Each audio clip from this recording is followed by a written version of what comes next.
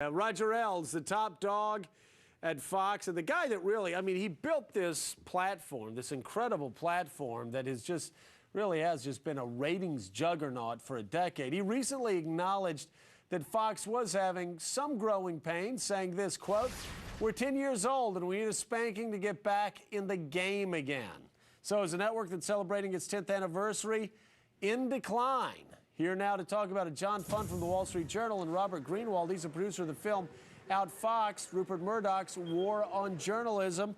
I'll start with you, Robert. Do you think Fox News is, in fact, in decline, as a lot of liberals say it is?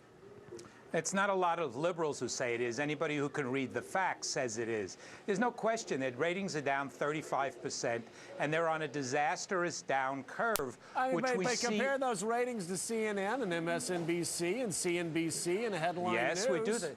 Absolutely. You compare those ratings, and their drop is much more radical. It's much more severe. Look, when the Foley thing came out, everyone else's cable news ratings went up, but Fox went down. And the problem is conservatives don't want to see the disaster in the making that's happening right in front of them, because they are, for better or for worse, a conservative network, and people don't want to see this destruction that's going on every day in terms of conservative politics. John Fund, is that what it's come to in cable news? That when the story's good for conservatives and Republicans, they turn to Fox News, and when it's bad news for Republicans, they may turn to somebody like Keith Olbermann?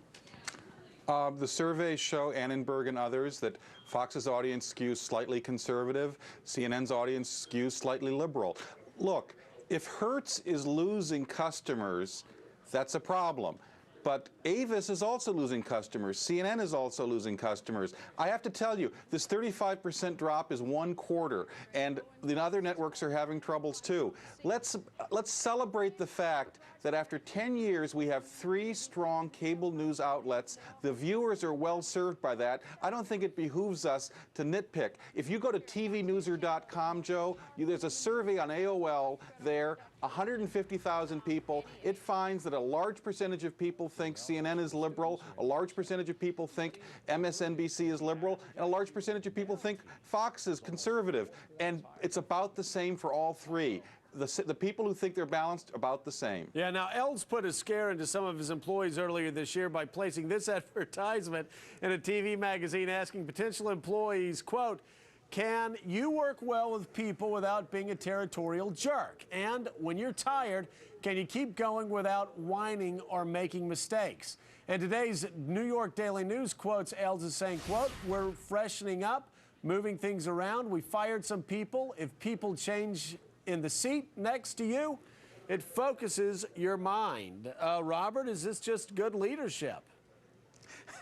Well, it depends how you define good leadership. Certainly bullying and firing people I would hardly characterize as good leadership. But I hope we do see a change in Fox, because, look, we all know they're not a news network. They're entertaining. They're fun to watch. Wrestling is fun to watch. But seeing a bunch of guys yelling at each other in a studio is not have anything to do with news and the real pursuit of such. They were the first ones out there. By the way, and again, let me be clear, it's very entertaining. It's a lot of fun, and I laugh at it. It's just not getting us information, and the surveys show that. Now, whether with their disastrous 10th birthday in front of them, they're going to change policy, and it needs to be policy, we'll see, but they're having trouble with advertisers. What kind of policy would you have them change?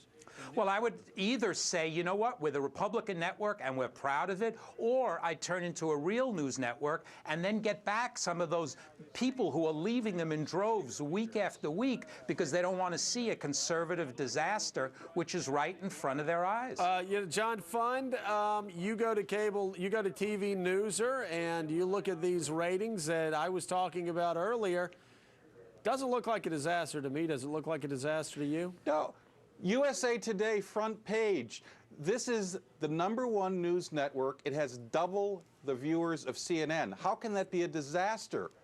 Yeah, and look, the internet is the threat. The internet is the threat to cable news. But more and more people are going to the internet. That's what all of the cable channels have to watch for, because it's a lot easier to avoid commercials and ads on the internet. Take all the right. approval ratings of Bush, take the ratings of Fox News, and there's a wonderful graph connection between the two of them. It's folly to deny that they are not in free fall. I mean, Ailes is accepting it. That's why he's raising hell and going about doing something. John Fund, why are the ratings down? Bush's ratings are up and Fox's ratings are down, so I don't see any correlation this past month or so. It doesn't track.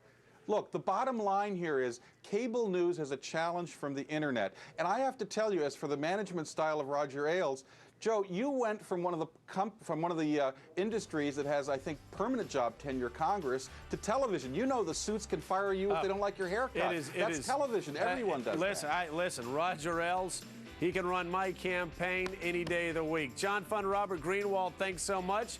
Holly Weird's next.